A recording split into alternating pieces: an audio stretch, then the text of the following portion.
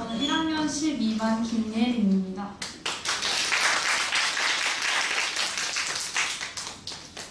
오늘 하루 여러분들의 드림텔러가 되어 이야기를 해보려 합니다. 혹시 여러분들은 지금 꿈에 대해 자신의 꿈에 대해 잘 알고 계시나요?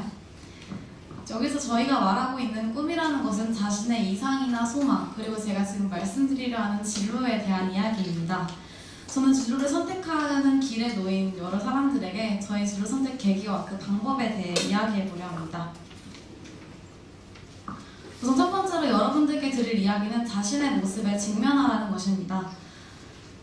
단순히 좋아하는 것과 아닌 것을 구분하는 문제일 수도 있지만 반대로 자신의 모습을 알아가는 과정에서 자신의 숨겨진 재능이나 자신도 몰랐던 자신의 치부에 대해 알게 될 수도 있습니다. 만약 자신의 재능에 대해 알게 되었다면 이것은 곧 엄청난 행운이 될 것입니다. 이것을 잘 발휘하여 키워가기만 한다면 이것은 더 이상 숨겨진 재능이 아닌 자신의 가장 커다란 강점이 될 것입니다. 하지만 반대로 자신의 치부에 대해 발견하게 됐다면 어떨까요? 많은 사람들은 자신의 치부에 대해 발견하게 되는 것을 매우 꺼려하고 그것을 숨기길 급급합니다. 하지만 왜냐하면 그 치부라는 것은 자신의 가장 연약한 부분이자 가장 불완전한 모습이기 때문입니다. 하지만 탈피하여도 단단한 껍질을 만들어내는 꽃게처럼 사람도 마찬가지로 더 단단한 자아를 만들어내기 위해서는 자신의 가장 연약하고 불완전한 모습 또한 더 당당하게 맞설 수 있어야 한다고 생각합니다. 자신의 치부에 대해 당당할 수 있는 사람은 자신의 재능에 대한 가치를 더 높게 평가할 수 있고 이는 곧 자신을 사랑하고 아끼는 마음으로 이어질 것입니다. 자신을 아끼고 사랑하는 만큼 자신의 본 모습에 대해 더 다가갈 수 있고 그것은 더 확실하고 빠르게 성장하는 모습을 보일 것입니다. 때문에 자신의 모습에 직면하여 자신의 모든 모습을 파악하고 그것을 발전시키고 보완하는 것이야말로 진로 결정 방법의 첫 번째 단계라고 생각합니다. 여러분들께 들려드릴 두 번째 이야기는 하루 3분의 위력이라는 시간입니다. 하루를 반성하고 성찰하는 가장 좋은 방법은 일기라고 생각합니다. 하지만 시대도 시대인 만큼 일기를 쓰는 학생이 너무나도 드물어졌습니다.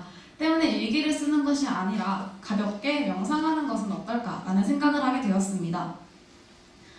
우리는 학교, 학원, 방과 후 이 모든 것을 마치고 집에 돌아오면 12시라는 시간에 가까워집니다. 시간도 시간인 만큼 바로 잠에 드는 친구들도 있고 어쩌면 내일을 위해 더 준비를 하다 더 늦은 시간에 잠이 드는 친구들도 있을 것입니다. 개개인의 삶의 모습은 이렇게 천차만별의 모습을 띠지만 한 가지 공통점은 모두 바로 잠을 잔다는 것입니다. 저는 이 잠자기 전 시간을 사용하는 것이 매우 유용하다는 것을 알게 되었습니다. 잠자기 10분 전, 적어도 3분 전에 제3자의 눈으로 자신의 하루 일과를 바라보는 것입니다. 제3자의 눈으로 바라본 나의 하루 일과는 부끄러울 수도 있고 어쩌면 박수를 쳐줄 만큼 자랑스러울 수도 있습니다.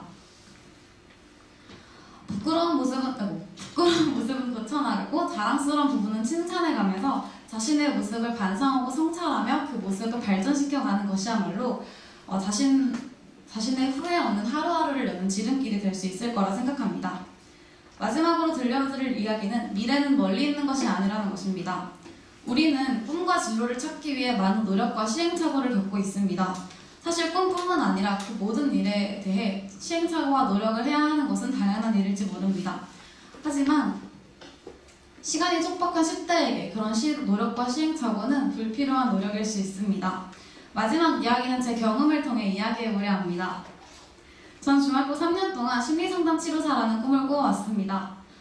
사람이 사람을 치료할 수 있다는 것에 관심을 갖게 되었고 수술이나 시술이 아닌 사람이 사람을 치료할 수 있다는 것에 관심을 갖게 되었습니다.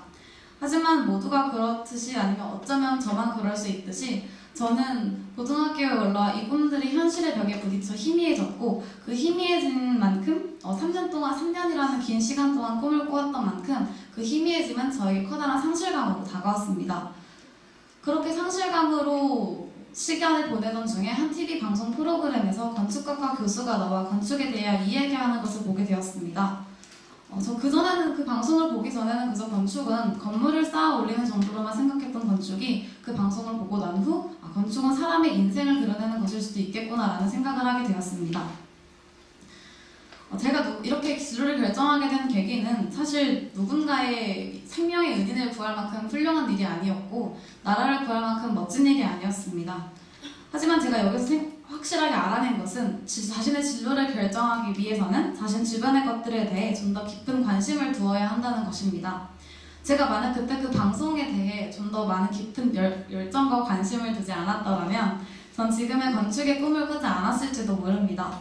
어쩌면 건축이라는 것조차 상상하지 못한 채 그 상실감을 떠안고 살아갔을지도 모릅니다. 제가 이 부분에서 여러분들께 강조하고자 하는 부분은 바로 미래는 멀리 있는 것이 아니라 자신의 한 발자국 앞에, 항상 자신의 옆에 존재한다는 것임을 항상 알고 있었으면 좋겠습니다. 끝으로 제가 아직 누군가에게 조언을 하고 충고를 하기에는 저 자신 스스로가 많이 부족하다는 것을 잘 알고 있습니다.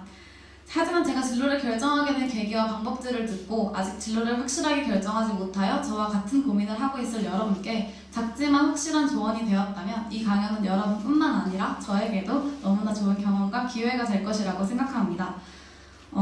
그래서 지금까지 집중해서 들어주신 여러분들께 감사의 인사를 드리면서 이번 강연을 마치도록 하겠습니다.